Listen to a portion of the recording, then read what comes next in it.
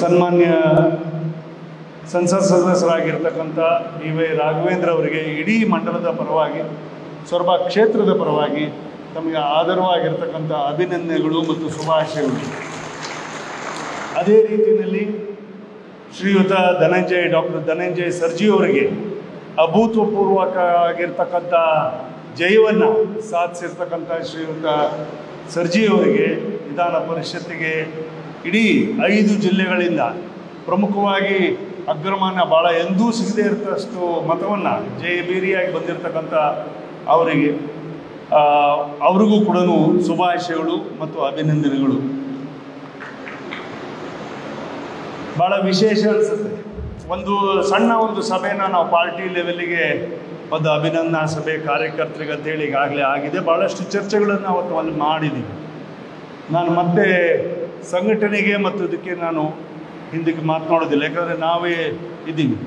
ಒಂದು ದೊಡ್ಡ ಬಹಿರಂಗ ಸಭೆಯನ್ನು ಸನ್ಮಾನ್ಯ ಯಡಿಯೂರಪ್ಪನವರ ನೇತೃತ್ವದಲ್ಲಿ ಜಿಲ್ಲೆಯ ಮತ್ತು ರಾಜ್ಯದ ನಾಯಕರ ನೇತೃತ್ವದಲ್ಲಿ ಮಾಡಬೇಕು ಅಂತಕ್ಕಂಥದ್ದು ಆಸೆಯನ್ನು ನಾವೆಲ್ಲಿದ್ವಿ. ವಾಗ್ದಾನವನ್ನು ಕೂಡ ಚುನಾವಣೆ ಸಂದರ್ಭದಲ್ಲಿ ಕೊಟ್ಟಿದ್ವಿ.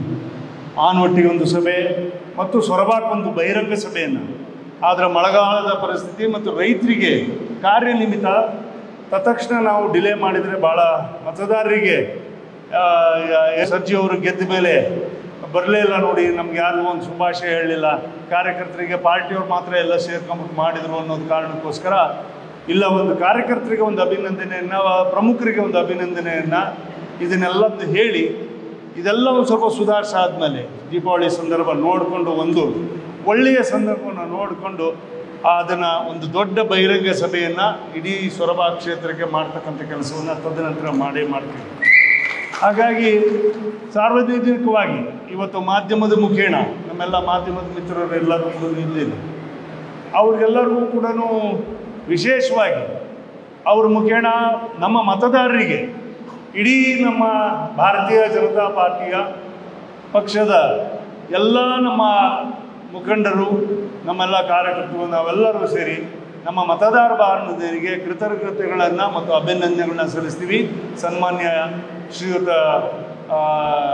ರಾಘವೇಂದ್ರ ಅವ್ರನ್ನ ಅಭೂತಪೂರ್ವಕವಾಗಿರ್ತಕ್ಕಂಥ ಜಯವನ್ನು ಅವರು ನಮಗೆ ಆಶೀರ್ವಾದ ಮಾಡಿದ್ದಕ್ಕೆ, ಅದೇ ರೀತಿಯಲ್ಲಿ ಶ್ರೀಯುತ ಡಾಕ್ಟರ್ ಧನಂಜಯ ಸರ್ಜಿ ಅವರಿಗೆ ಶಿಕ್ಷಣ ಪದವೀಧರರ ಕ್ಷೇತ್ರದಿಂದನೂ ಕೂಡ ಅವರಿಗೆ ನಮ್ಮ ಕೃತಜ್ಞತೆಗಳನ್ನು ಅಭಿನಂದನೆಗಳನ್ನ ಸಲ್ಲಿಸ್ತೀವಿ ಮತದಾರರಿಗೆ. ಇನ್ನು ಮೇಲೆ ನಾವು 2ನೇ ಹಂತಕ್ಕೆ ಈಗಾಗಲೇ ಚುನಾವಣೆಗಳಿಗೆ ತಯಾರಿ ಆಗ್ತಾಯಿದೆ. ವಿಧಾನಸಭೆ ಮುಗಿದಿದೆ, ಲೋಕಸಭೆ ಮುಗಿದಿದೆ. ಲೋಕಸಭೆಯಲ್ಲಿ ಇವತ್ತು ಪ್ರಧಾನಮಂತ್ರಿಗಳಿಗೆ, ನಮ್ಮ ಮಂಡಲದ ಪರವಾಗಿ ಪ್ರಧಾನಮಂತ್ರಿಗಳಿಗೆ ಮತ್ತು ನಮ್ಮ ಇಡೀ ಮಂತ್ರಿಮಂಡಲಕ್ಕೆ ಮತ್ತು ವಿಶೇಷವಾಗಿ JDSನ ರಾಜ್ಯಾಧ್ಯಕ್ಷರಾಗಿರ್ತಕ್ಕಂಥ ಶ್ರೀಯುತ ಕುಮಾರಸ್ವಾಮಿ ಅವರು ಮಂತ್ರಿಗಳಾಗಿದ್ದಕ್ಕೆ, ವಿ ಸೋಮಣ್ಣವರು ಮಂತ್ರಿಗಳಾಗಿದ್ದಕ್ಕೆ, ಶೋಭಾ ಕರಂದ್ಲಾಜೆ ಅವರು ಮಂತ್ರಿಗಳಾಗಿದ್ದಕ್ಕೆ ಮತ್ತು ನಮ್ಮ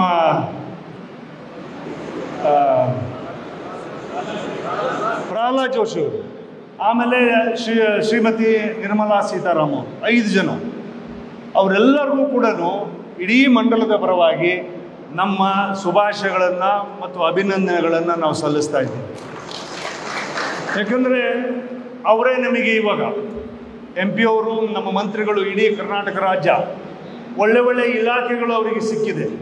ಒಂದು ಕಡೆಗೆ ಉಕ್ಕು ಮತ್ತು ಭಾರೀ ಕೈಗಾರಿಕೆ, ಇನ್ನೊಂದು ಕಡೆಗೆ ಜಲಶಕ್ತಿ ಮತ್ತು ರೈಲ್ವೇಸ್ ಒಂದು ಕಡೆಗೆ ಸಿಕ್ಕಿದೆ, ಮತ್ತು ಲೇಬರು ಮತ್ತು MSW ಮೀಡಿಯಮ್ ಇಂಡಸ್ಟ್ರೀಸು ಕೂಡ ಸಿಕ್ಕಿದೆ.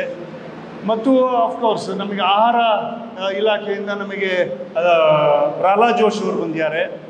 ಮತ್ತು ಎಲ್ಲದಕ್ಕಿಂತ ಹೆಚ್ಚಾಗಿ ಫೈನಾನ್ಸ್ ಡಿಪಾರ್ಟ್ಮೆಂಟ್ ಇಡೀ ಕರ್ನಾಟಕಕ್ಕೆ ಇಲ್ಲಿವರೆಗೂ ಸರಿಯಾಗಿ ತೂಗಿಸ್ಕೊಂಡ್ಬಂದಿರತಕ್ಕಂಥ ನಿರ್ಮಲಾ ಸೀತಾರಾಮನ್ ರಾಷ್ಟ್ರವನ್ನೇ ತೂಗಿಸಿದ್ದಾರೆ. ಕರ್ನಾಟಕ ರಾಜ್ಯಕ್ಕೂ ಕೂಡ ಬೇಕಾದಂಥ ಸಂದರ್ಭದಲ್ಲಿ ಕರೆಕ್ಟಾಗಿ ನ್ಯಾಯಯುತವಾಗಿ ಹಣವನ್ನು ಒದಗಿಸ್ಕೊಡ್ತಕ್ಕಂಥ ಕೆಲಸವನ್ನು ಮಾಡಿದ್ದಾರೆ. ಮತ್ತು ಇಲ್ಲಿಂದನೇ ಪ್ರಧಾನಮಂತ್ರಿಗಳಿಗೆ ನಮ್ಮ ಶುಭಾಶಯಗಳು. ನಿನ್ನೆ ಮೊದಲನೇ ದಿನ 20,000 ಕೋಟಿ ರೂಪಾಯಿನ ಹಣವನ್ನು ನೇರವಾಗಿ ರೈತರುಗಳ ಖಾತೆಗೆ ಕೊಟ್ಟಿರ್ತಕ್ಕಂಥವರಿಗೆ ಪ್ರಧಾನಮಂತ್ರಿಗಳಿಗೆ ನಮ್ಮ ಶುಭಾಶಯಗಳನ್ನು ಸಲ್ಲಿಸ್ತೀವಿ.